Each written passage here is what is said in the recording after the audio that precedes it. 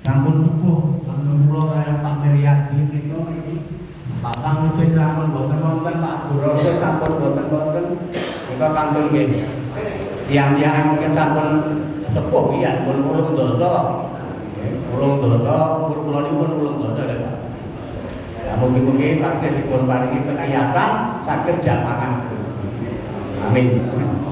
Mugi-mugi kula lan sami mugi-mugi paring ana sehat gagal waras saged janangan ngantos dumugi nggih menika mangke dipun nggih menika janjiaken dening Allah Subhanahu wa taala. Mekaten sekedhik menawi wonten saya kalpatan papan panjenengan kados mekaten menika mugi wonten pangapunten dhateng kita sami. Wassalamualaikum warahmatullahi wabarakatuh.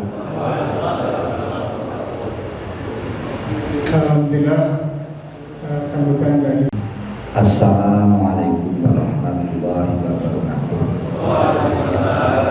Innal hamdalillah nahmaduhu wa nasta'inuhu wa nastaghfiruh wa na'udzu billahi min shururi anfusina wa min sayyiati a'malina may yahdihillahu fala mudilla lahu wa may yudlil fala hadiya lahu. Asyhadu an la ilaha illallah wahdahu la syarika lahu wa asyhadu anna Muhammadan abduhu wa rasuluhu amma ba'du.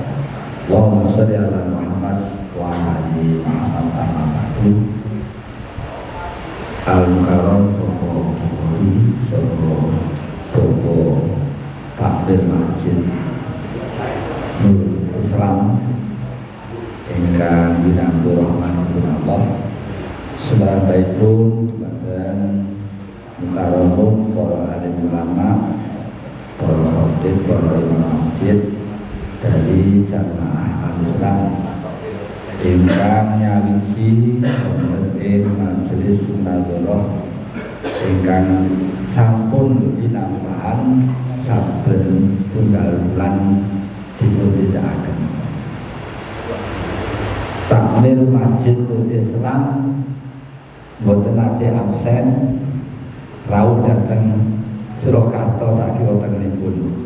Pramila sampun saestipun ingkang Surakarta sakiwa tengenipun ugi saged kerawuhi bilih nika peranganipun jamaah al-Islam.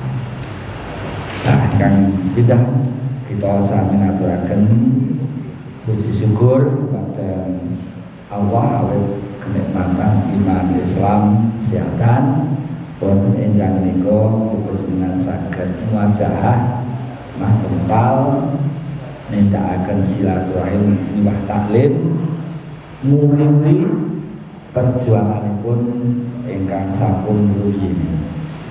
Wa rumiyin sifatipun namung cantrik menika nderekaken Pak Solehan, nderekaken Pak Amin Romas, nderekaken Pak Mujahid, nderekaken para sepuh saderipun yapun Kyai Bilal lan sapanipun. Lumampahing wekdal kula disampun swidak gangsal. Tegesipun kula kedah ugi mengkader pramila ingkang rawuh menika timur-timur sok panjenengan takmir mriki boten pati apal niku sampun sunatullah kodrat terus wae kula panjenengan kula namung lebeting raos tetep warga jamaah Islam sinaosa rumiyin bapakipun sakmenika putranipun murid-murid sakmenika sampun nglajengaken perjuangan kengeramanipun nglajengaken perjuangan al-Islam. Wonten kitab Atijah sampun dipun waos lebet jilid kalih wonten bab 3 dosa kalih panjenenganipun Haji Imam Ghazali menggunakan hadis Bukhari dan Muslim yang intinya umatku ini, umat sebelumnya ahli kitab pecah 72, umatku ini pecah menjadi 73, yang 72 kenal, yang 1 yang dakhalal jannah. Dan nika wonten al-Islam dipun maknai wonten keterangan nika ingkang berjamaah. Jamaah ingkang setya tuhu nindakaken dawuhipun Rasulullah. Sajan nggone beda, kelompoke beda, nek komitmen terhadap ajaran yang dituntunkan oleh Rasulullah maka sampun jamaah. Terus jamaah ora dianggap kelompoke diri tok. Malah kula panjenengan dipun larang kita membuat asobiyah. Laisa mina man da'a ala asobiyah. Ora dadi penderekku wong sing nganak-anake asobiyah. Anake gulungan terus mongso gulungane kuwi sing bener dhewe, sing munggah swarga dhewe. Laisa mina man qatala ala asobiyah. Laisa mina man mata ala asobiyah.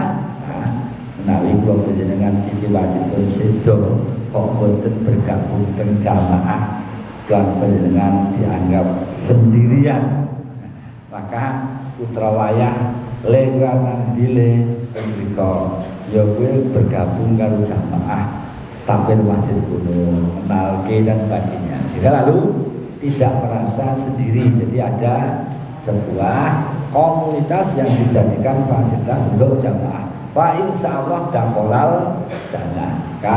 Kita pada yang kelompok-kelompok yang di luar ini walana a'maluna walakum a'malukum. Dugi yang baikpun leres tapi pada ipun lan pengiran dugi leres dipun tapi.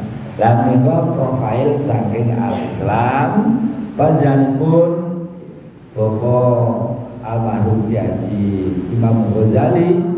Al-Islam niku dinul Islam niku. Al-Islam niku dinul Islam. Dinul Islam berarti wis zaman Rasulullah. Dinul Islam.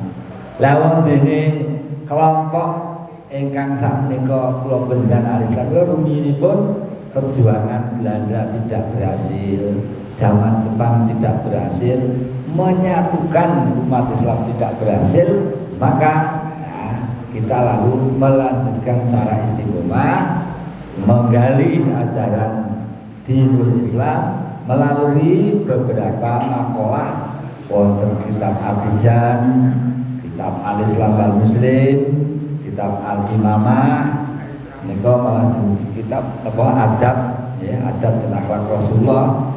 Kayak malam Minggu rutin nika kitabipun kitab Al-Buyu.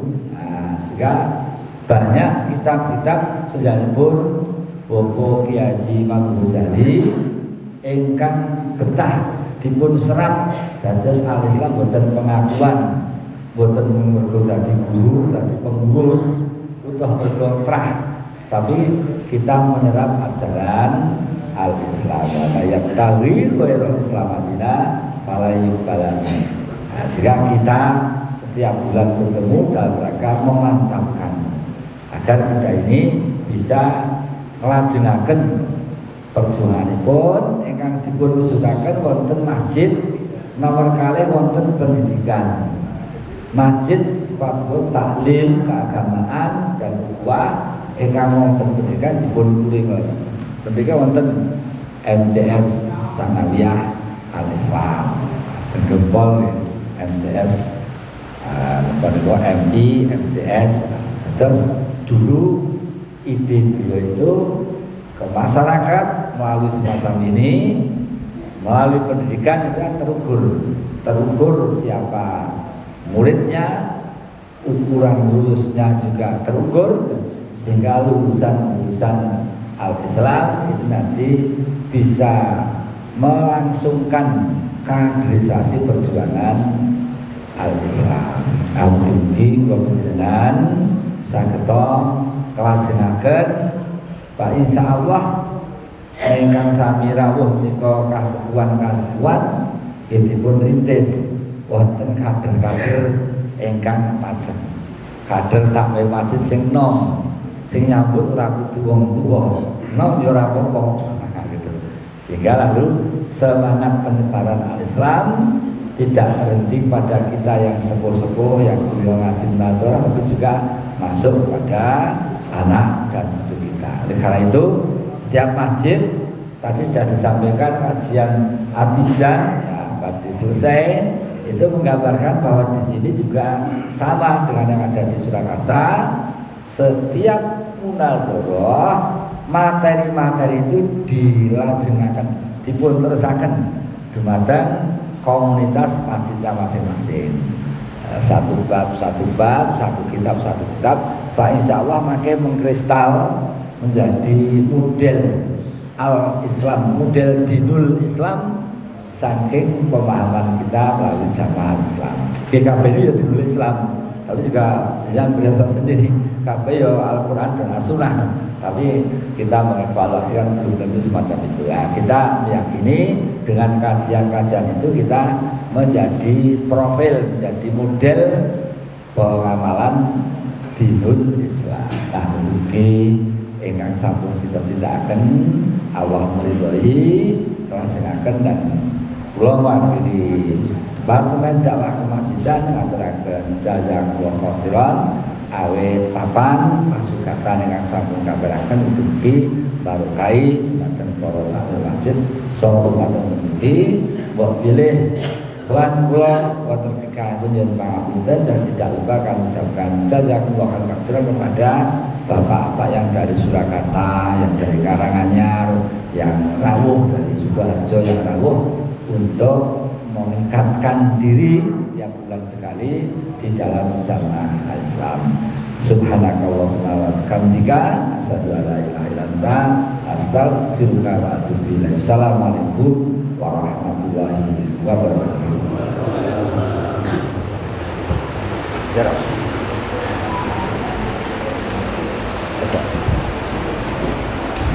Demikianlah bahwa kalian pengarahan dari kemasjidan yang disampaikan oleh Pak Rahman. Berikutnya dari kajian ini, yakni Kitabul Akhlak yang disampaikan oleh beliau Bapak Mujib waktu dan tempat itu.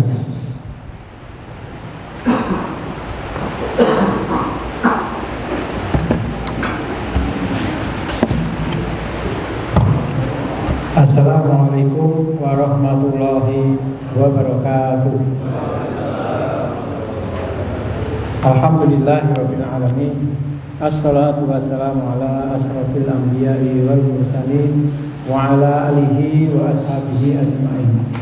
Amma ba'du fa ya ibadallah ittaqullaha haqqa tuqatih wa la tamutunna illa wa antum muslimun. Alhamdulillah, Bapak-bapak yang dirahmati Allah, marilah kita senantiasa memanjatkan puji syukur kita kehadirat Allah Subhanahu wa taala atas limpahan karunia-Nya, termasuk di siang hari ini kita bisa hadir di tempat yang mulia ini. Ini merupakan sebuah karunia yang wajib kita syukuri.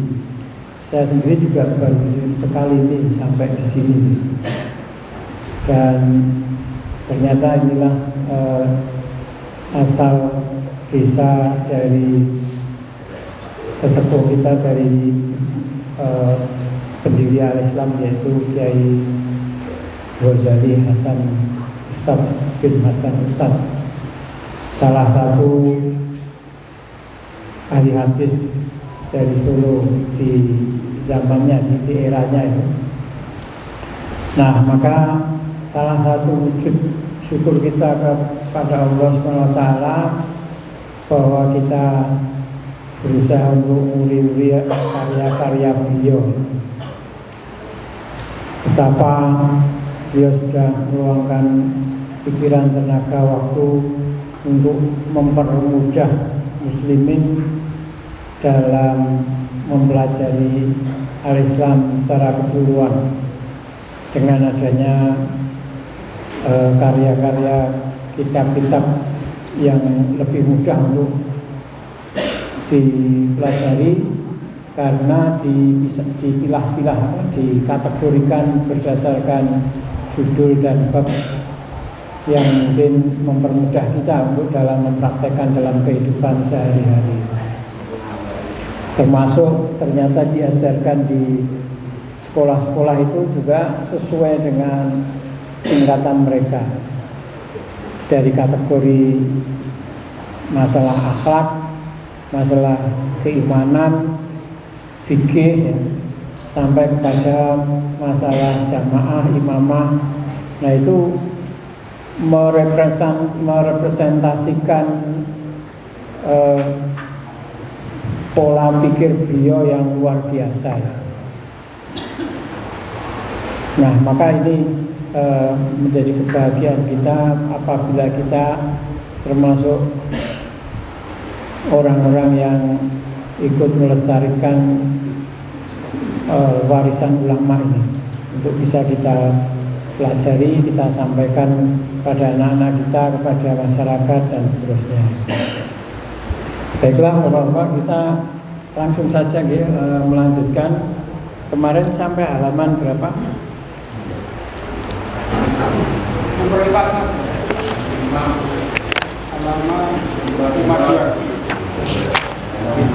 Halaman 52 ya. Hadisnya nomor 54. Oh 55. Sekarang 55 atau 56? 56. Baik, sekarang hadis 56 di halaman 53. An Abi Hurairah, dari Abu Hurairah radhiyallahu anhu, annahu qala, bahwasanya dia berkata, qala, bersabda Rasulullah sallallahu alaihi wasallam, Tu'amul isnaini, makanan untuk dua orang, itu kafi asalasati, kafi mencukupi asalasah, tiga orang. Wa ta'amu salasati, dan makanan untuk tiga orang, kafi al-arbaati, mencukupi untuk 4 orang. Nah ini Nabi mengajarkan kepada para sahabat bagaimana mereka bersyukur kepada Allah dan juga memiliki gaya hidup yang sederhana, gaya hidup yang qanaah, gaya hidup yang tidak rakus, ya. Tidak rakus dan cenderung berbagi. Nah, jadi ada ajaran bagaimana seharusnya umat Islam ini suka untuk berbagi kepada yang lain, untuk memikirkan yang lain, untuk tidak mementingkan diri sendiri. Dan dalam sejarah bagaimana para sahabat berjuang itu di awal-awal dalam kondisi serba kekurangan, itu mereka memiliki sifat qanaah, tawakal dan qanaah. Apapun yang diberikan oleh Allah disyukuri dan dimanfaatkan dengan sebaik-baiknya. Termasuk dalam hal apabila makanan dalam kondisi kekurangan selalu dicukup-cukupkan, sehingga walaupun bagiannya sedikit tidak mengeluh. Seperti seorang sahabat pernah menceritakan, ketika kami dalam sebuah ekspedisi, karena makanan menipis, dijatah satu orang 6 atau 7 biji kurma. Nah kemudian saya mendapatkan kurma yang ketujuh itu, kalau bahasa kita genyol itu, alot, ya. Nah dalam sehari ketika dalam ekspedisi itu tadi, di rantau, di perjalanan yang panjang, hanya memakan 7 butir kurma untuk sehari, karena untuk ngirit itu tadi. Termasuk di sini dalam makan berjamaah, karena makanannya terbatas, bisa misalnya untuk 3 tambahi 1, misalnya untuk jatah 4 tambahi 1, begitu seterusnya, ya.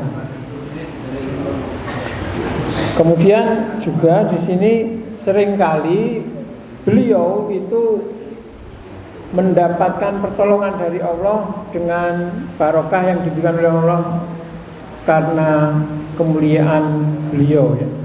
Kemuliaan beliau sebagai seorang nabi, sebagai insan yang sempurna. Seringkali ada dalam tanda petik keajaiban ya. Jadi makanan atau minuman didoakan oleh Nabi, terus nanti para sahabat dibagikan satu persatu sampai puluhan orang, bahkan kadang ratusan orang, itu tidak habis. Padahal hanya satu kantong atau satu panci misalnya itu. Nah, selain terjadi karena barokah dari Allah seperti itu. Maka kisah-kisah orang yang beriman, orang-orang yang dekat pada Allah, mungkin kalau bahasa sebagian muslimin itu wali Allah ya, itu seringkali mendapatkan rezeki yang tidak terduga. Sebaliknya ada orang-orang yang mereka itu rakus ya, sehingga kalau tidak lebih banyak dari yang lain tidak merasa puas ya. Selalu ingin melebihi yang lain. Ini sebenarnya model orang yang rakus. Kalau sudah sukses punya perusahaan satu, pengen dua. Kalau sudah sukses di daerahnya, pengen nomor satu di negaranya misalnya gitu. Pengennya menjadi top terus. Nah ini sesuatu yang rakus. Seharusnya bagi umat Islam, apabila diberi kesuksesan misalnya ya, entah pekerjaannya, entah usahanya atau penghasilannya, itu seharusnya mulai memikirkan untuk berbagi, untuk memikirkan nasib yang lainnya, muslimin yang lain. Tidak sekedar mencapai prestasi pribadinya, tapi juga bagaimana menolong yang lainnya, agar orang lain juga bisa mendapatkan kebahagiaan sebagaimana dirinya. Baik, kita lanjutkan hadis 57. An Anas bin Malikin, dari Anas bin Malik radhiyallahu anhu, qala berkata,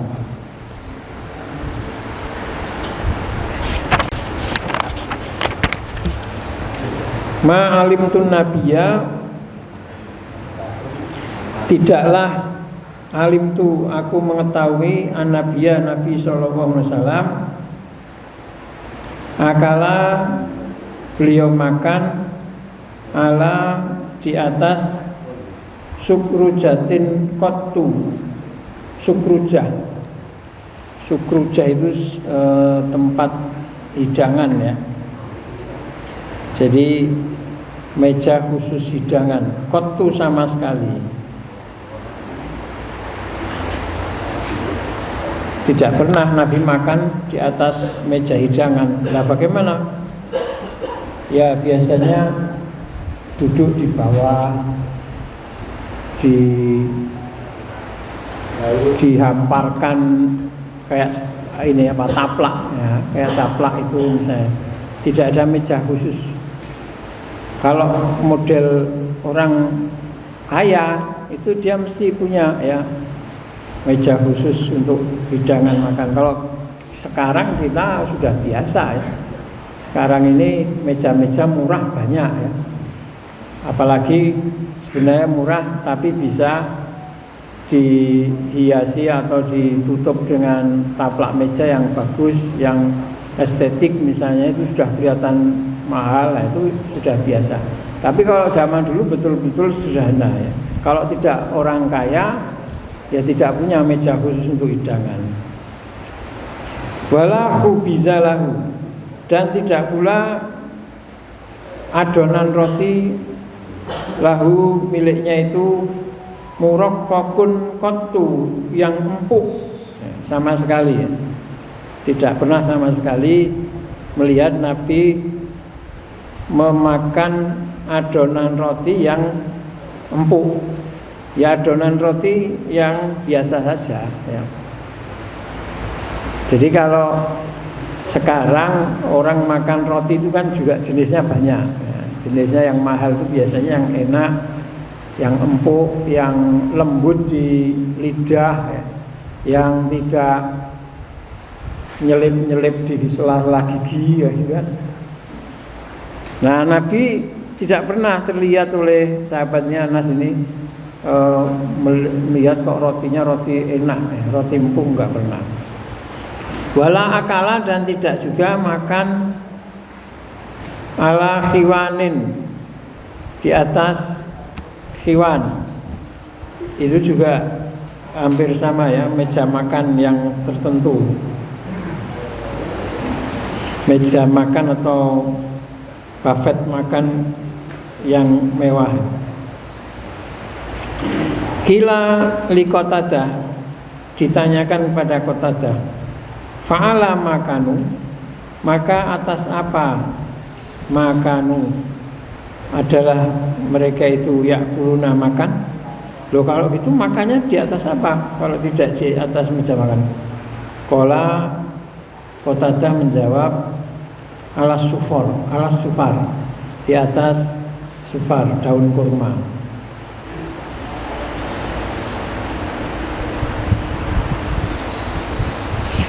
Nah, jadi di sini Nabi hidupnya sederhana ya. Sehingga Anas bin Malik yang biasa mengawal beliau itu mendapatkan kesehariannya memang sangat sederhana, baik perangkat makannya maupun juga jenis makanannya. Kalau di hadis lain itu juga ada bahwa Nabi itu tidak pernah di rumahnya itu makan kenyang sampai 3 hari. Mesti kurang dari 3 hari ada tidak kenyangnya gitu. Itu maksudnya kenyang di situ ternyata jenis makanannya itu kalau yang dianggap mengenyangkan, yang enak itu daging ya. Daging. Nah, tidak pernah di rumah Nabi lebih dari 3 hari itu kok daging terus, enggak pernah. Jadi dalam 3 hari itu mesti ada hanya sekedar kurma dan air, hanya sekedar misalnya roti tadi, roti yang kasar ya. Baru nanti hari ketiga ada daging misalnya. Nah, kalau misalnya kita setiap harinya itu seperti itu, jarang sekali makan daging ayam, daging sapi atau telur. Tiap harinya tahu tempe, kerupuk. Nah, itu berarti menyamai Nabi. Berbahagialah. Jadi mewarnai menu makan kita itu sepekan itu pakai telur, ayam itu, atau misalnya ikan ya, lele itu sepekan hanya sehari atau 2 hari. Nah, itu kira-kira hampir sama dengan menunya Nabi ya, seperti itu.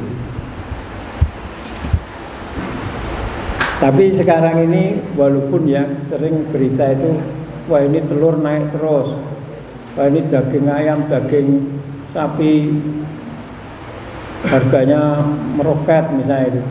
Tapi biasanya tetap saja bisa beli ya, kebanyakan seperti itu.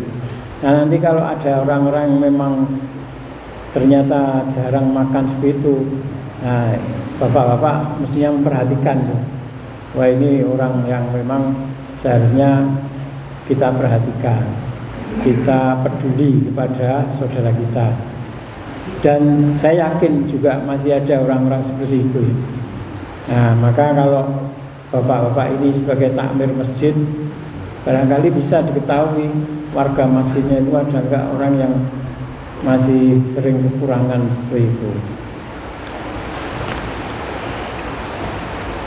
Baik, kemudian kita lanjutkan hadis 58. Anas bin Malikin, dari Anas bin Malik qala berkata, karena adalah Rasulullah sallallahu alaihi wasallam yatanaffasu, bernafas, fi syarab, pada minuman, salasan, 3 kali. Wa yaqulu, dan beliau bersabda, innahu arwa, sesungguhnya dia itu lebih lega ya, segar, lebih segar, melegakan.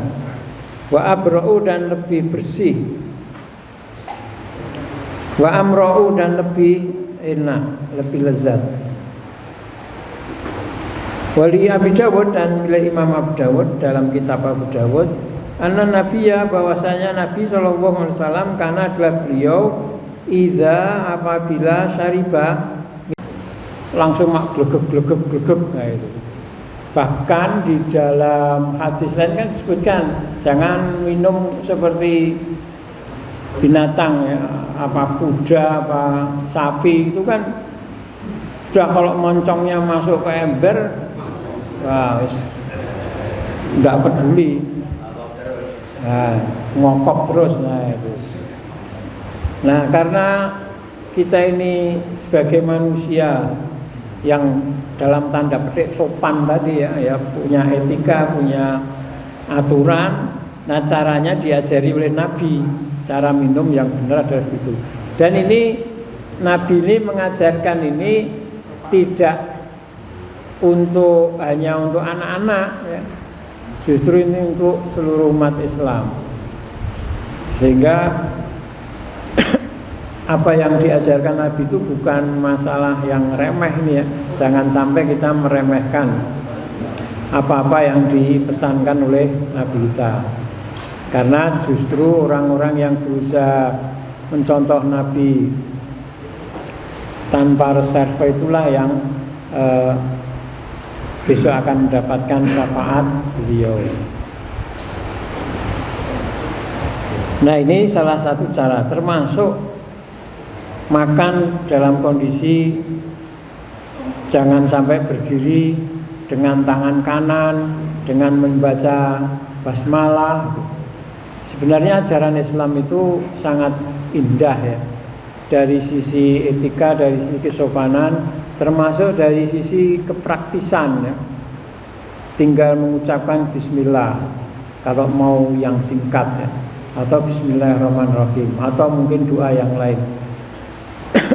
Terus makan. Kalau misalnya lupa, tinggal menyusuli bismillahi fi awalihi wa akhirihi. Ya, sebenarnya praktis ya. Dalam kondisi apapun itu mudah dilakukan. Coba kalau yang ada ya, ada agama lain itu sebelum makan minum harus ada gerakan tertentu, masih harus ada berdoa. Berdoanya saja juga panjang. Nah, kalau kita itu sebenarnya juga praktis. Jadi ajaran Islam itu sebenarnya luar biasa. Yang seolah-olah kadang, nah ini ya, kadang-kadang itu kan ada ya ungkapan al-Islamu mahjubun bil muslimin. Islam itu tertutup oleh muslimin. Artinya ajaran Islamnya kadang-kadang keindahannya, kepraktisannya, kesesuaiannya dengan fitrah manusia itu malah tertutup oleh muslimin sendiri, dalam arti ada pemikiran, ada opini yang masuk ke situ, sehingga malah menjadi tidak praktis, menjadi tidak indah lagi, ada embel-embelan macam-macam ya. Nah kadang-kadang orang awam ketika mendengar mubalek misalnya itu bisa jadi, wah lah kok ribet men, wah kok sulit men, wah lah kok padahal sebenarnya ternyata yang diajarkan Nabi itu praktis ya. Termasuk misalnya sebelum ini harus begini dan begitu, ternyata dalam Islam tidak seribet itu juga banyak ya. Nah, termasuk dalam soal makan minum ini. Baik, kemudian selanjutnya hadis 59. An Anas bin Malikin, dari Anas bin Malik radhiyallahu anhu, yaqulu, beliau berkata, atana, datang pada kami Rasulullah sallallahu alaihi wasallam fi darina, di rumah kami, hadhihi ini. Fastasqa, maka beliau minta minum. Fahalabna lahu syatan, maka kami memerahkan susu untuk beliau, kambing ya, syatan kambing, susu kambing. Halabna, kami memerahkan ya. Jadi kambingnya langsung diperah. Ini enggak model ya kalau di tempat kita, apalagi susu kambing. Summa, kemudian subtuhu, aku mencampurnya min ma'i bi'rina, dari air bi'rina, sumur kami, hadhi ini. Nah, rupanya ini Anas sambil menunjuk ya, ini loh sumur yang ini. Nah, jadi langsung dicampur dengan air sehingga jumlahnya cukup banyak. Fa'atoituhu, maka aku memberikan pada Nabi. Wa Abu Bakrin, sedangkan Abu Bakar an yasarihi, di sebelah kirinya, di sebelah kiri Nabi. Wa Umaru, sedangkan Umar tujahahu, di hadapannya, di depan Nabi. Wa Arabiyun, dan ada seorang desa ya, seorang Arab desa, an yaminihi, di sebelah kanannya. Falamma, maka ketika faragha, Nabi selesai minum maksudnya. Qala Umaru, berkata Umar yang di depannya Nabi ya, hadza Abu Bakrin, ini Abu Bakar. Itu kata Umar ya. Maksudnya setelah selesai minum, terus seolah-olah mempersilahkan Nabi, monggo Nabi yang ini Abu Bakar. Fa'ato, maka Nabi memberikan al-Arabiyah kepada orang Arab desa, fadlahu, bagiannya. Jadi tidak di sebelah kirinya tapi sebelah kanannya. Sumakola, kemudian bersabda, al-aimanun, al-aimanun, yang kanan dulu ya, yang kanan dulu. Ala, ketahuilah, fayam minu, maka dahulukanlah yang kanan. Qala Anasun, berkata Anas, fahya, maka dia menjadi sunnatun, menjadi sunnah. Fahya sunnatun, dia menjadi sunnah. Salah samarat, 3 kali. Nah, ini pelajaran pentingnya. Maka disinilah sunnah Nabi. Ini kita manfaatnya belajar hadis, ngaji hadis, langsung melihat bagaimana praktek Nabi. Sehingga jangan sampai kemudian kita meremehkan masalah sunnah Nabi ini yang kelihatannya sepele-sepele ini. Apa itu? Mendahulukan yang kanan, urutan ya, urutannya itu. Jadi kalau kita simpulkan begini, ini sunnahnya ya. Dalam sebuah jamuan makan, dalam sebuah majelis, itu kalau sudah mulai dibagi makanan, itu mestinya itu yang pertama kali itu adalah yang disepuhkan dulu ya. Yang menjadi pemimpinnya siapa, itu yang pertama. Lah mulai dari itu terus ke kanannya ya. sebelah kanannya gitu. Itu sunnah Nabi seperti itu. Di sini ada pelajaran yang menarik. Posisinya kebetulan Umar itu Abu Bakar itu kan sahabat dekat Nabi, yang paling dekat, bahkan beliau yang paling dimuliakan setelah Nabi. Itu kebetulan di kirinya Nabi posisinya. Umar di depannya, terus di kanan Nabi itu orang desa, orang yang tidak dikenal atau tidak terkenal ya, orang sederhana, orang biasa, tidak punya kedudukan. Nah, ternyata setelah diperahkan susu tadi, setelah Nabi, terus kanannya, begitu seterusnya. Nah, ini menjadi sunnah ya. Di hadis yang lain juga ada waktu itu yang cerita Ibnu Abbas ya. Ibnu Abbas itu kan zaman Nabi masih hidup, kan masih kecil. Wong Nabi wafat aja beliau sekitar umur 10 tahun ya. Nah, jadi ketika ketemu Nabi kan di bawah 10 tahun. Itu juga gitu, kebetulan posisinya itu Ibnu Abbas ini di sebelah kanan Nabi, di sebelah kiri Syekh Kabir ya, Piai-piai sepuh, termasuk Abu Bakar, Umar tadi. Nah, setelah Nabi itu, Nabi mau memberikan gilirannya itu kepada yang lebih sepuh di sebelah kirinya, itu minta izin dulu kepada Ibnu Abbas. Kalau kamu mengizinkan, ini saya kasihkan di sebelah kiri saya ini, Abu Bakar. Apa kata Ibnu Abbas? Enggak, itu bagian saya. Setelah Nabi, saya ingin barokahnya. Enggak mau, ini bagian saya ya Nabi. Akhirnya diberikan kepada Ibnu Abbas. Jadi itu hak dari sebelah kanannya, walaupun dia masih kecil waktu itu. Tapi Ibnu Abbas itu berpikirnya bukan berpikir karena anak kecil. Aku disik, bukan karena itunya. Tapi karena ngalap barokah. Karena ingin mendapatkan barokahnya dari Nabi.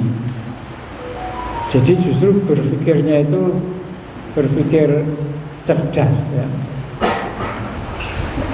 Dia tidak akan memberikan barokah yang dimiliki Nabi ini untuk orang lain, tapi untuk dirinya.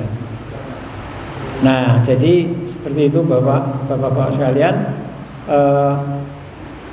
seperti yang saya katakan di istilahnya apa? Gaya hidup ya, gaya hidup sunnah Nabi. Kita diajari ternyata dalam masalah-masalah yang sederhana ini, tapi itu seharusnya menjadi sesuatu yang sangat penting dalam hidup kita ini. Jangan sampai kalah dengan orang Barat saja juga begitu kan. Orang Barat itu kan juga punya tradisi. Kalau makan harus ada peso dan garpu. Sendok malah nggak ada ya. Peso dan garpu. Terus di depannya ada lemek apa itu misalnya, taplak apa-apa untuk membersihkan. Terus nanti kalau anggur khomer itu cara membukanya seperti ini misalnya. Mereka saja juga membuat tradisi-tradisi seperti itu. Nah, kadang umat Islam ini malah tradisi yang diwariskan oleh Nabi kita diabaikan, malah terkesima takjub oleh gaya hidup orang lain. Yang kadang saya masih heran, ini mungkin ada yang mungkin lebih tahu, monggo silakan. Yang kadang saya masih heran itu gini, kalau acara wisuda perguruan tinggi, itu mesti ada acara nanti rombongan senat ya, itu kan masuk dari rektor dan seterusnya. Di depan mesti ada apa, cucuk lampah apa itu ya, yang nanti membawa krempiang-krempiang, kreng, wah masuk. Terus nanti pas mulai bicara pidato dimulai dari siapa itu kreng kayak gitu. Nah, coba itu dicari dalam Google sejarahnya apa itu. Jadi itu sepertinya tradisi yang dimulai dari sejarah Katolik ya kalau tidak keliru. Tapi saya tidak tahu jelasnya. Cuma saya kadang bertanya, kenapa yang model gitu apakah sudah pakem sekali tidak bisa diubah misalnya gitu. Ya hal-hal yang lain sebenarnya sudah ada diubah-ubah ya. Disesuaikan dengan model muslim itu sudah ada ya. Tapi yang itu kelihatannya masih sangat hebat itu menjadi tradisi di universitas itu. Kreng itu pakai itu. Nah, padahal tradisi sekolah, tradisi universitas, tradisi keilmuan itu dari barat itu sebenarnya lebih belakangan, lebih dulu muslim ya. Lebih dulu orang Islam. Bahkan dalam disiplin-disiplin ilmu itu justru dulu orang barat itu menggalinya meneruskan dari umat Islam. Penemu-penemu awal dari soal kedokteran itu juga dari muslim ya. Pengobatan, kimia, matematika bahkan ya. Makanya di sana ada istilah-istilah muslim ya, aljabar, khawarizmi, alkena itu di apa itu di kimia ya. Nah, itu karena dulu peninggalan umat Islam. Walaupun sebagiannya juga ada meneruskan dari Yunani ya, yang dibawa di zaman Harun ar-Rasyid. Tapi loncatan keilmuannya itu sebenarnya justru di saat-saat umat Islam berjaya di abad pertengahan. Abad pertengahan itu bagi umat Islam itu masa kejayaan, tapi bagi Eropa itu mereka menyebutnya itu abad kegelapan. The Dark Age, karena mereka sedang terpuruk dalam kebodohan, dalam kejahilian.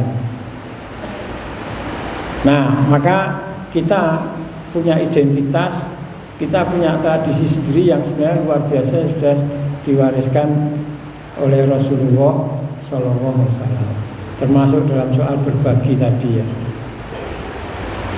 Nah ini saya jadi ingat malah ini masalah-masalah kita harusnya peduli berbagi, termasuk saudara-saudara kita yang di Sumatera, di Aceh yang sedang dilanda musibah panjang ini. Nah itu sebenarnya ternyata juga yang pertama kali peduli dengan mereka justru saudara-saudara kita yang bergerak dalam aktivitas pengajian-pengajian. Ini sebenarnya menurut saya itu dampak dari justru mereka belajar dari agama ini, mengetahui bagaimana sunnah Nabi sehingga paling cepat untuk tergerak ke sana.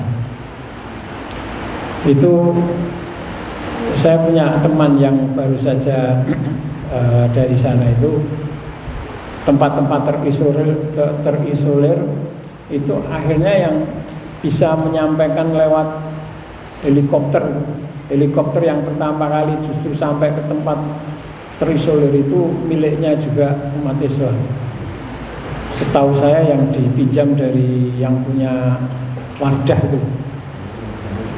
Nah, pengusaha Wardah itu punya satu tim yang luar biasa, akhirnya meminjamkan helikopter untuk Human Initiative ya. LSM Human Initiative yang biasa menampung bantuan dari umat Islam di seluruh dunia. Nah, itu contoh sebenarnya umat Islam yang mereka aktif dalam pengajian-pengajian itu biasanya lebih punya kreativitas yang lebih dari yang lain-lain. Makanya kemarin ada sebuah laporan, nah ini menarik ya. Justru laporan dari PBB kalau nggak salah ya, bahwa negara-negara berkembang dan miskin itu yang dinilai paling hebat dalam soal optimisme menghadapi dunia ini adalah Indonesia. Itu laporannya seperti itu. Di antara negara-negara menengah ke bawah paling optimis, paling bergairah dalam menghadapi hidup ini.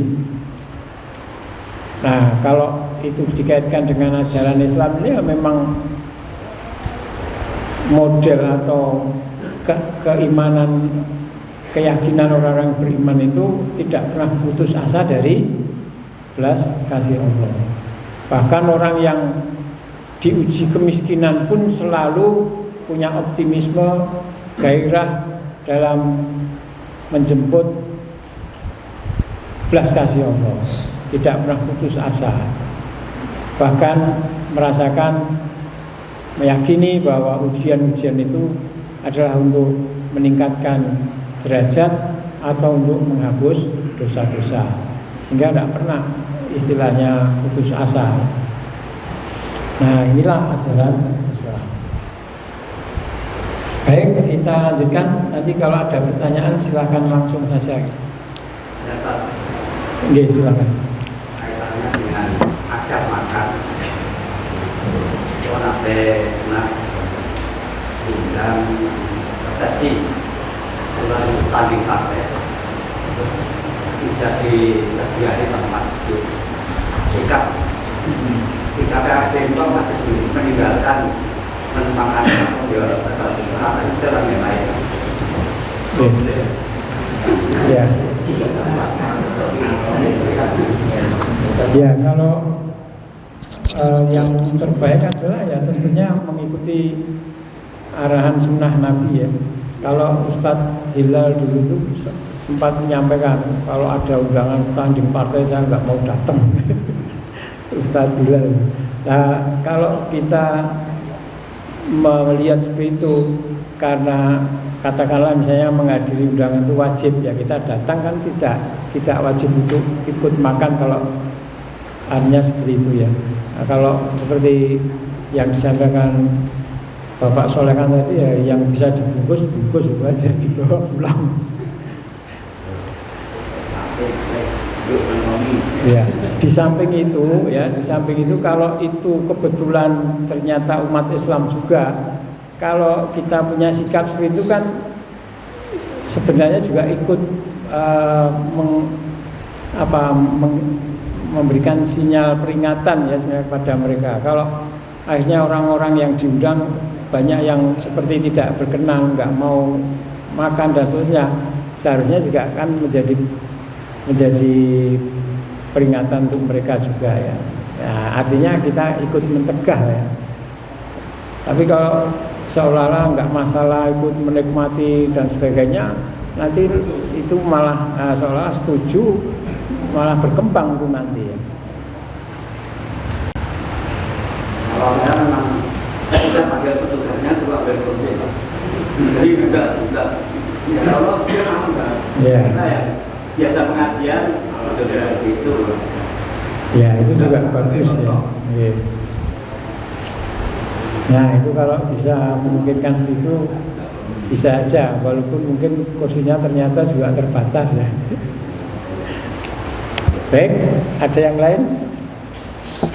Kita, nih. Yang mahal itu berarti harganya cuma satu ya? Minum susu tadi. Oh iya, diputar. Iya.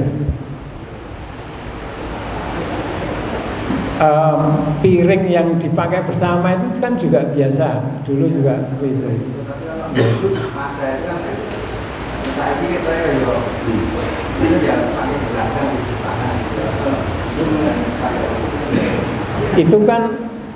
Itu kan juga ada hadis begini, kalau makan dari tempat makan orang-orang ahli kitab hendaklah dicuci dulu.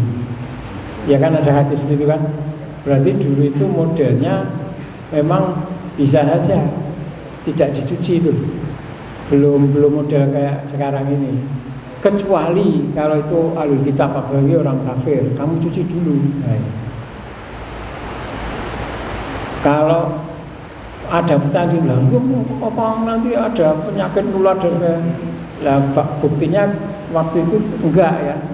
Nah, kalau sekarang mungkin misalnya ada seperti itu, ya akibat ulah manusia zaman sekarang aja ya. Tapi sebenarnya saya kira tetap tidak masalah karena buktinya masih dipraktekkan saudara kita yang jauh lah itu masih sering kan, juga agak masalah. Tapi memang ya tetap harus berusaha dijaga kebersihannya kan, suruh cuci tangan dulu, itu kan ada adab-adab itu, sehingga ya kemudian tidak semena-mena terus dalam kondisi kotor, dalam kondisi makanan dilepeh sak nggon-nggon gitu kan juga tidak boleh. Yang kedua, untuk air tadi itu tambah air, ditambah air. Kalau susu kambing langsung biasanya keras loh malah, ya kan? Jadi memang Harus dicampur ya. ya harus dicampur ya. Biasanya kalau enggak justru asamnya kan keras tuh. Tidak semua perut tahan tuh, kalau langsung susu kambing murni. Istilahnya kalau teh itu apa itu? Cem-ceman. Cuman ya. Itu kan mesti juga harus dicairkan. Kalau enggak ya pahit banget misalnya kalau teh misalnya. Nah, kalau susu kambing kan juga begitu. Berarti nggak dimasak dulu ya? Enggak, kalau itu ya. Dicampur air terus Iya. tidak, kalau di kita kan dimasak dulu. Nah, sekarang karena banyak polutan. Iya. Dulu orang sholat di musola minum dari padasan enggak masalah.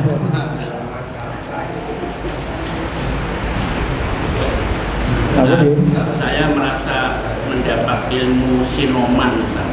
Itu ketika kanan kiri bersama itu apakah masih mendapatkan keutamaan? Benda lambung itu kanan kiri bersama. Ya, kalau begini, kalau sinoman itu saya nggak tahu ya, pengaturannya itu kesulitan nggak kalau kemudian terus diurutan, karena kan yang datang kemudian datang pergi juga itu masalah itu juga.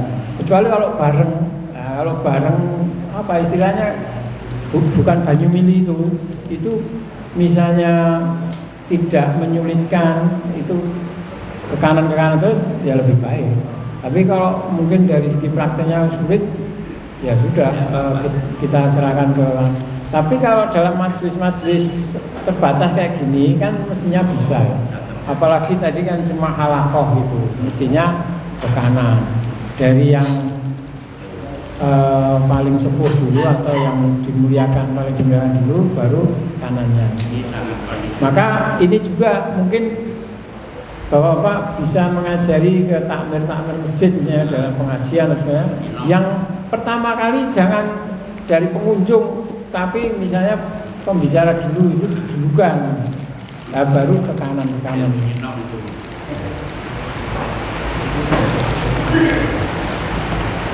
Baik ya, kita lanjutkan lagi.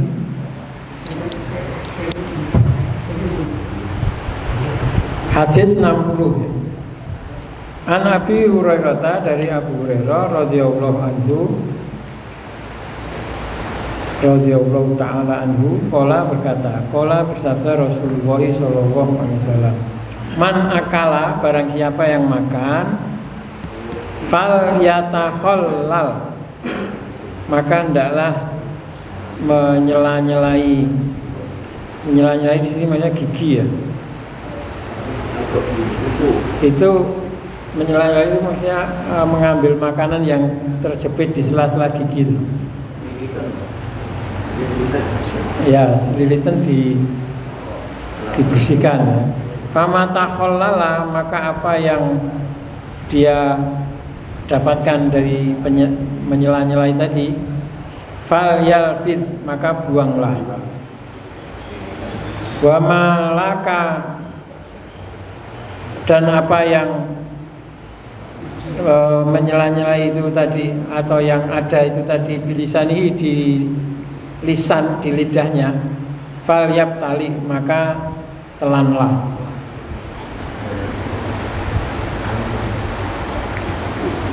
Nah, jadi di sini ini riwayat Imam Darimi ya. Hadis ini diriwayatkan oleh Imam Darimi. Di sini ada hadis yang menceritakan bahwa perintah Nabi membersihkan sisa-sisa makanan ya. Sisa-sisa makanan itu yang di sela-sela gigi silakan dibuang. Tapi kalau yang masih ada di lidah, di pipi misalnya, pipi apa itu? Pipi dalam itu namanya apa? Ya itu silakan dihabiskan, dimakan, dimasukkan ke perut ya. Kalau di hadis lain juga ada misalnya ngelamuti ya, membersihkan di jari-jari itu. Nah, menunjukkan bahwa kita menginginkan barokah dari makanan itu. Jadi semua yang dirizkikan oleh Allah pada kita itu hendaklah kita terima, kita berusaha manfaatkan. Ini artinya juga tibadir, sering membuang yang merasa tidak suka terus dibuang. Tapi hendaklah sedapat mungkin tetap dimanfaatkan, dimakan sebagai bagian syukur kita kepada Allah Subhanahu wa taala. Lah kecuali yang memang harus dibuang. Nah contohnya kalau yang harus dibuang itu misalnya tadi yang terselip di sela-sela gigi. Nah itu bisa juga termasuk yang dibuang. Atau misalnya kalau di makanan tidak semua harus sudah diambil, harus masuk ke perut. Wah, padahal ayam geprek sambelnya pedes banget. Nggak kuat makan sambal ya disingkirkan, jangan harus dipaksakan masuk misalnya, malah perutnya sakit nanti. Terus sunahnya itu dihabiskan kan. Tapi suatu saat mungkin saja salah perhitungan, ternyata sudah nggak muat ya. Wah, jangan terus ya kemudian dipaksa-paksakan, malah nanti tidak baik. Tapi sebelum mengambil seharusnya bisa memperkirakan yang nanti saya habis gitu ya. Kalau nggak bisa makan banyak ya ambilnya sedikit saja. Nah, jadi harus bijaksana seperti itu. Tapi prakteknya masih banyak ya saudara-saudara kita karena ya belum tahu, sering menyisakan makanan. Seolah-olah kalau makan sampai habis itu malah ora ilok.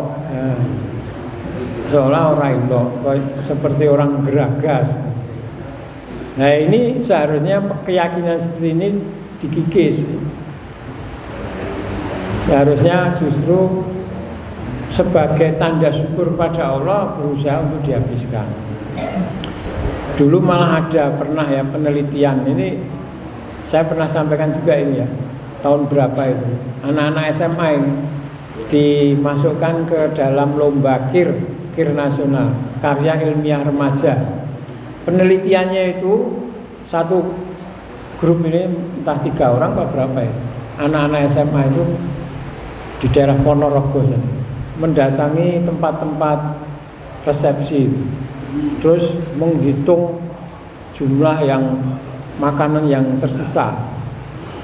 Di sana sekian kilo, sana sekian kilo, nggak tahu metodenya bagaimana, terus yang dicatat jenis makanannya apa sama, terus sekian kilo itu. Yang jelas kirnya ini akhirnya malah dapat juara. Menunjukkan betapa borosnya masyarakat Indonesia ini.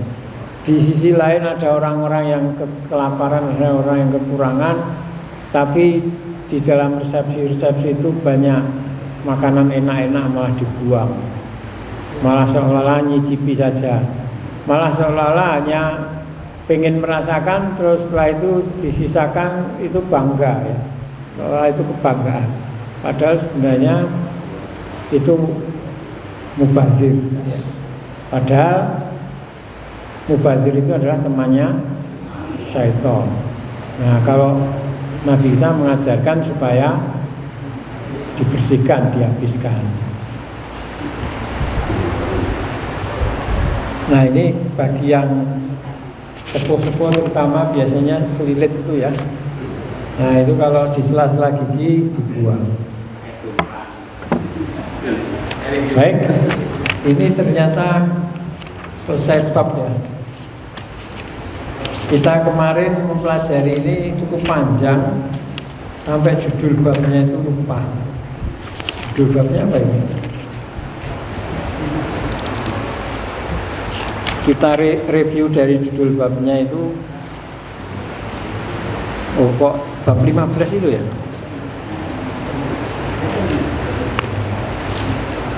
Oh ada bab 16.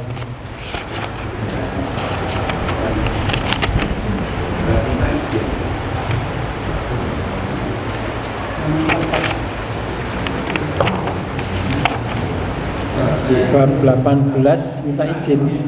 Ini kelihatannya ada yang judul bab yang terlewatkan mungkin ya.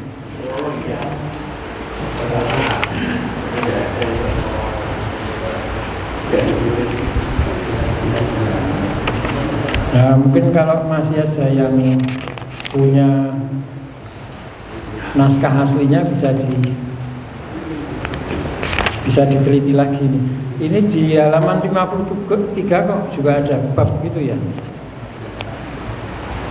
Mungkin itu judul babnya di ketik tapi bisa artikel. Iya.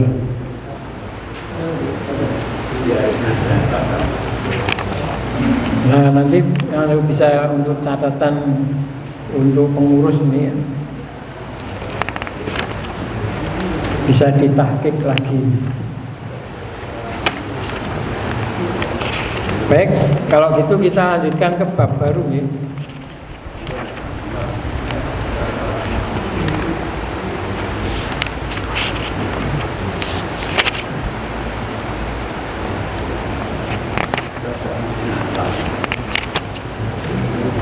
Bab husnul khuluq. Nah ini nggak ada nomornya ya. Bagusnya akhlak, husnul khuluq.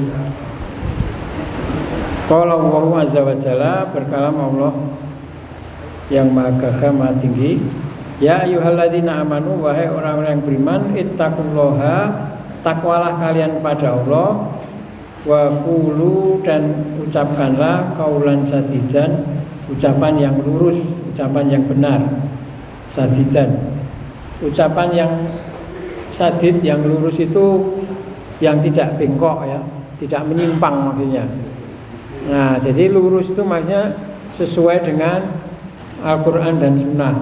Jadi yang tepat, benar menurut ajaran Islam ini, itu qaulan sadida.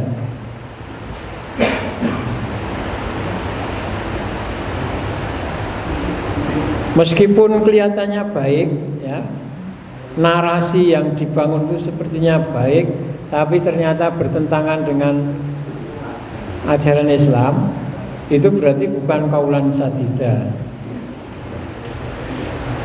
Nah, ucapkanlah ucapan yang lurus, yuslih lakum. Nah, ini berimbas ya ke ayat berikutnya. Yuslih lakum, Allah akan membaguskan untuk kalian. Yuslih itu domirnya, pelakunya adalah Allah. Allah akan membaguskan lakum untuk kalian, a'malakum, amal-amal kalian, memperbaiki amal kalian. Wa yaghfir, dan akan mengampuni lakum untuk kalian, dzunubakum, dosa-dosa kalian. Waman, dan barang siapa yang yuti'illaha, mentaati Allah, wa rasulahu, dan rasulnya, faqad, maka sungguh, faza, dia menangkan, bahagia atau menang, fauzan, dengan kebahagiaan atau dengan kemenangan, aziman, yang besar. Surat Al-Ahzab. Ini hati-hati ya, kalau membaca wa may yuti'illaha wa rasulahu, taat pada Allah dan Rasulnya. Kalau sampai salah misalnya wa rasuluhu, jadi lumah rasulu, itu nanti Rasul jadi pelakunya ya. Padahal ini yang dimaksudkan barang siapa yang taat pada Allah dan kepada Rasul. Nah, Rasul menjadi mansub seperti Allah, kata Allah ya. Taatnya itu pada Allah dan Rasul. Tapi kalau yuti'illaha wa rasuluhu, berarti barang siapa yang taat pada Allah dan Rasul juga taat pada Allah. Nah, jadi akhirnya mupeng ya, berputar. Artinya yang dimaksud di ayat ini kan orang taat pada Allah dan Rasulnya, maka harus dibaca Rasulahu. Itu pentingnya kita belajar tajwid ya. Kalau salah antara A dan U saja ternyata juga mengubah makna ya, makna ayat itu. Nah, isi dari ayat ini yang pertama perintah Allah untuk bertakwa ya, bertakwa pada Allah. Yang kedua mengucapkan ucapan yang lurus. Bertakwa pada Allah saya kira sudah banyak dijelaskan. Tapi kalau waqulu qaulan sadida ini yang mungkin perlu menjadi perhatian kita. Karena apa? Karena seringkali kita sebagai umat Islam dengan segala grade ketokohannya itu mesti dia menyampaikan ucapan-ucapan. Bahkan mungkin kita tidak menjadi pemimpin di satu tempat misalnya, tapi setidaknya di rumah kita ya, di keluarga kita itu kan juga harus memberikan statement juga ya, ucapan-ucapan narasi. Nah, hendaklah diperhatikan, ucapkanlah yang benar, ucapkanlah yang sesuai dengan perintah Allah dan Rasulnya. Termasuk misalnya apalagi dalam masalah kita berbangsa bernegara ini ya, umat Islam itu mestinya kalau menjadi umat terbaik ya, khairul ummah itu kan harus amar ma'ruf nahi munkar. Nah, amar ma'ruf nahi munkar itu salah satunya adalah dengan statement-statement, ucapan-ucapan yang keluar. Jangan sampai kemudian mengucapkan sesuatu yang mendukung kekafiran, mendukung kemunafikan, mendukung hal-hal yang melemahkan iman orang awam. Seperti kemarin contohnya itu ada siapa itu? Panji Pragiwaksono ya. Nah, dia mengatakan gini, orang rajin sholat itu belum tentu baik. Itu kan kira-kira seperti itu ya isinya itu. Seolah-olah orang yang sholatnya tidak pernah bolong, dia menyebut bolong juga ya. Orang yang sholatnya tidak pernah bolong belum tentu baik. Nah, ini ucapan ini kalau untuk orang awam itu kan berbahaya. Apalagi yang mengucapkan itu bukan ahli agama. Yang mengucapkan itu orang yang tidak berkecimpung dalam masalah syariat, masalah agama. Nah, maka sebenarnya ya betul kalau ada orang yang mengatakan wah itu sudah menistakan agama. Karena apa? Karena itu akhirnya meremehkan arti sholat itu sendiri. Padahal itu bertentangan dengan Al-Quran ya. Inna sholata tanha anil fahsai wal munkar. Bahwa kadang-kadang ada kasus tertentu orang sholat tapi masuk ke dalam neraka, ya memang ada, tapi kan ada catatannya di situ. Misalnya dulu Nabi pernah ditanya, ya Nabi ini ada si fulanah, ada perempuan, dia sholat sunnahnya hebat, setiap hari sholat sunnah, setiap hari puasa sunnah, itu disebutkan gitu berarti wajibnya sudah katut ya. Tapi dia menyakiti tetangganya, bagaimana dia ya Nabi? Oh, dia penghuni neraka. Terus ditanyakan lagi, yang si fulanah ini ya Nabi, dia hanya sholat 5 waktu saja, tidak sholat sunnah, puasa sunnah, tapi dia bersedekah dengan potongan-potongan keju. Maksudnya sedekahnya itu yes, seolah-olah sepele ya, seadanya, dan tidak pernah menyakiti tetangga. Dia penghuni jannah. Ya memang di situ ada orang yang rajin sholat masuk neraka, memang ada. Tapi kan ini harus diterangkan ya.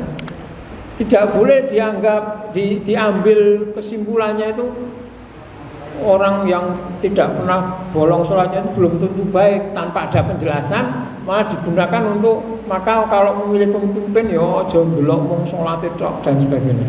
Ya memang implikasinya ke sana bahwa orang yang sholat pun masih harus dilihat. Tetapi orang awam kan akhirnya menangkapnya itu, menyimpulkannya itu seolah sholat itu belum tentu menjamin. Terus akhirnya mengentengkan sholat. Jadi ora perlu sampai kok nanti direwangi sedina kudu ping 5. Nah seolah-olah kan seperti itu. Nah ini kaitannya dengan kaulan sadidah tadi. Nah dalam masalah-masalah seperti ini juga umat Islam seharusnya memang aktif. Karena kalau dia aktif maksudnya untuk misalnya mengingatkan yang salah, memberikan arahan, dorongan kepada yang benar, itu berarti kalau dia aktif itu kan masuknya ke itu tadi, khairul ummah tadi ya, sebagus-bagus umat yang dia senantiasa melekat dalam dirinya itu amar ma'ruf nahi munkar. Semampu dia hendaklah mengingatkan ya. Nah yang berat ya, kalau sudah masalah berat ini kaulan sadidah ini adalah seperti yang dialami oleh orang-orang yang disebut as-siddiqin ya, orang-orang yang mereka membenarkan, yakin betul pada janji Allah sehingga mengorbankan jiwa mereka gara-gara mempertahankan ucapan yang benar. Hanya mempertahankan la ilaha illallah disiksa, seperti Bilal bin Rabah atau seperti istrinya Fir'aun itu Asia. Nah itu kaulan sadidah yang punya nilai yang sangat tinggi ya, momentumnya itu sebagai pelajaran yang sangat tinggi, itu juga ada seperti itu.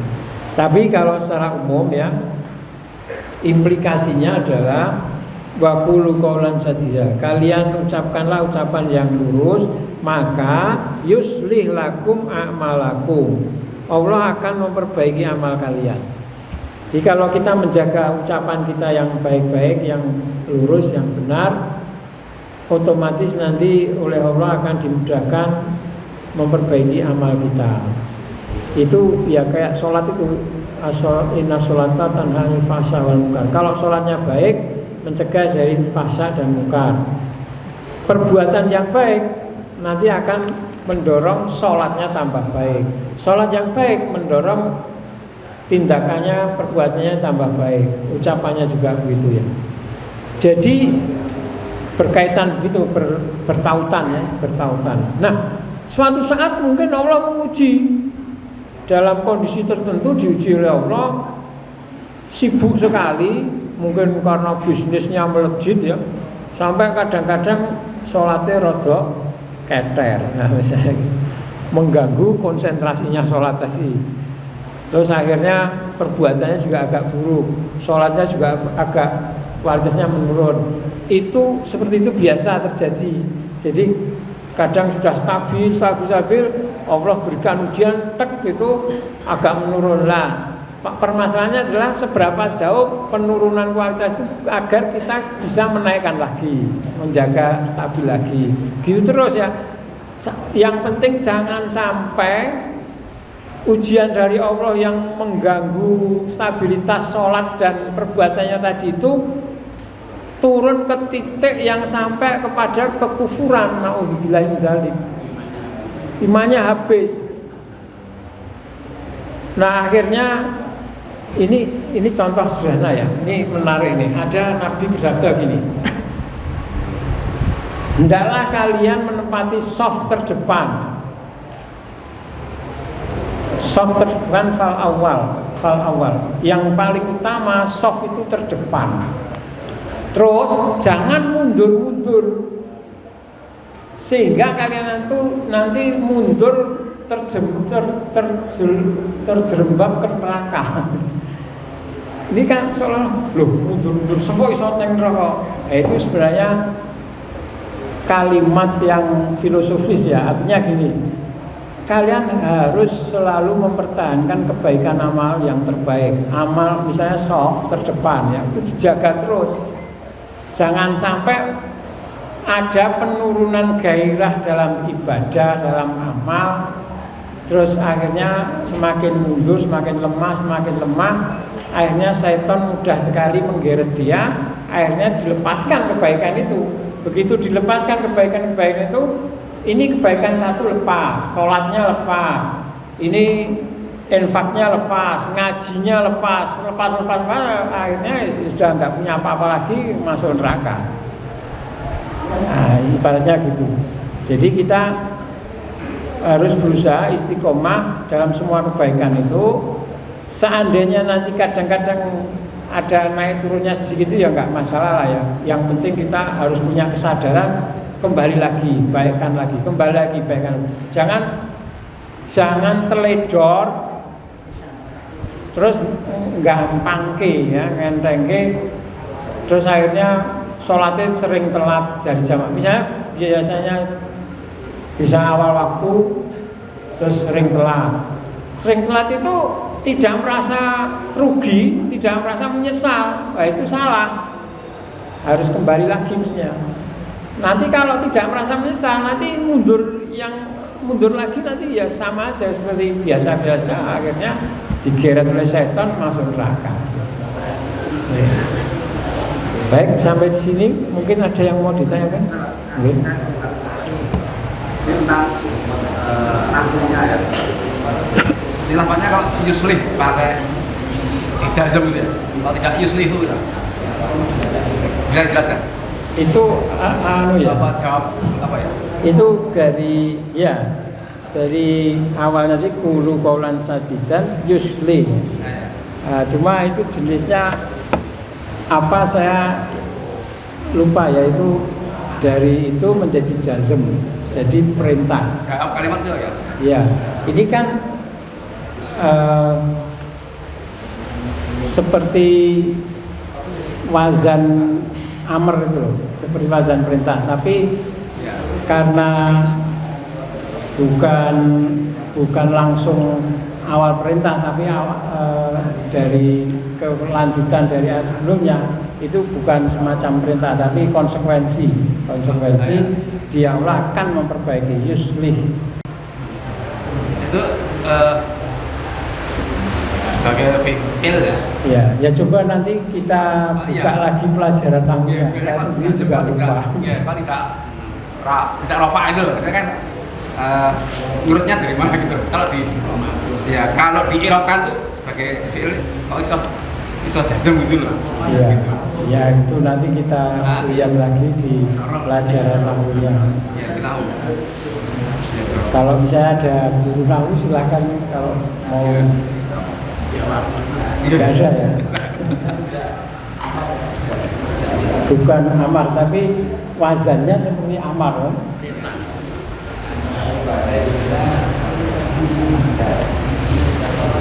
Bukan master, ini wazannya wazan amar, tapi ini bukan perintah langsung. Itu kan biasanya yuslihu ya. Itu kan yuslih gitu loh.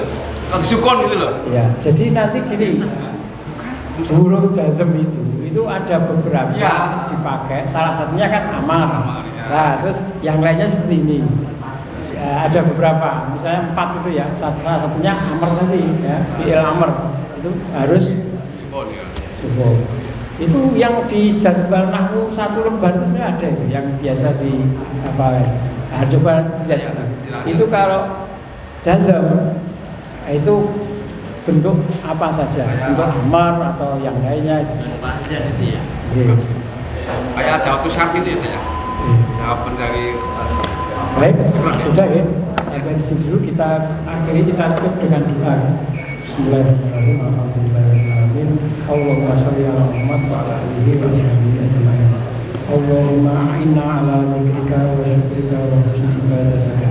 ربنا هب لنا من أزواجنا وذرياتنا قرة أعين واجعلنا للمتقين إماما ربنا اغفر لنا ولإخواننا الذين سبقونا بالإيمان ولا تجعل في قلوبنا غلا للذين آمنوا ربنا إنك رؤوف رحيم ربنا اغفر لنا ولوالدينا ولجميع المؤمنين يوم يقوم الحساب اللهم إنا نسألك حبك وحب من يحبك والعمل الذي يبلغنا حبك اللهم اجعل حبك أحب إلينا من نفسنا وأهلنا ومن الماء البارد اللهم إنا نعوذ بك من الهم والحزن ونعوذ بك من العجز والكسل ونعوذ بك من الجبن والبخل ونعوذ بك من غلبة الدين وقهر الرجال ونعوذ بك أن نرد إلى أهل المؤمنين اللهم انصر المستضعفين والمجاهدين في فلسطين وفي كل مكان ودمر أعداءك أعداء الدين ودمر زيونس إسرائيل وشتت شملهم وفرق جمعهم واشتد وتدر عليهم ومزقهم كل ممزق ربنا آتنا في الدنيا حسنة وفي الآخرة حسنة وقنا عذاب النار وصلى الله على محمد وعلى آل محمد الحمد لله رب العالمين.